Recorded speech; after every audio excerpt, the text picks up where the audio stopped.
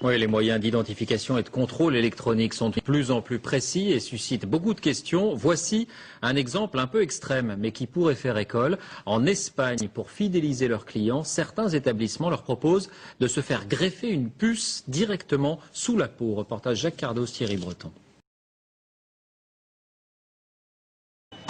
Oui, les moyens d'identification et de contrôle électronique sont de plus en plus précis et suscitent beaucoup de questions. Voici un exemple un peu extrême, mais qui pourrait faire école. En Espagne,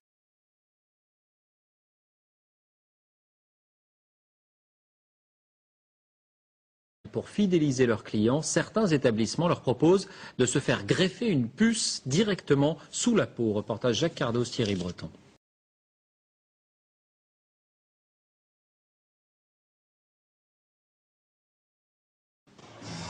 Attention, cet homme est porteur d'une puce électronique.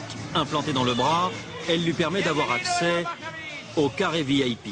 Comme un produit de supermarché, les clients sont barcodés et la puce contient leur crédit consommation. Ainsi, dans cette boîte de Barcelone, il y a ceux un peu vieux jeux qui dansent encore avec un porte-monnaie et ceux qui n'en ont plus besoin. Légalisée depuis un an, cette greffe est même proposée à l'intérieur de la boîte contre 125 €. L'opération ne dure qu'une vingtaine de minutes. D'abord une petite anesthésie locale, ensuite la puce est greffée sous la peau et reliée à un compte personnel, un peu comme un compte bancaire. Je ne sais pas pourquoi j'ai voulu faire ça. En fait, c'est peut-être parce que tout le monde l'a. Et puis, c'est pour savoir comment c'est juste pour ça. Cette puce qui vient des États-Unis a obtenu un droit de commercialisation à condition de ne pas détenir d'informations médicales. Facile à implanter, n'importe qui peut donc s'improviser infirmière de boîte de nuit. C'est plus facile que de faire un piercing. Et ceux qui font ça n'ont pas spécialement d'autorisation. Et de toute façon, je me sens capable de réagir en cas de problème.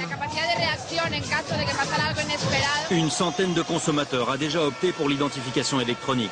Un seul petit problème, pour se faire retirer la puce, il faut subir une intervention chirurgicale.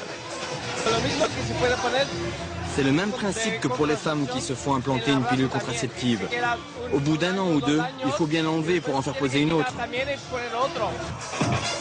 Reste le problème du pistage éventuel des clients, car la puce permet aussi de suivre un individu par satellite, ce qu'aucune législation n'interdit en Europe.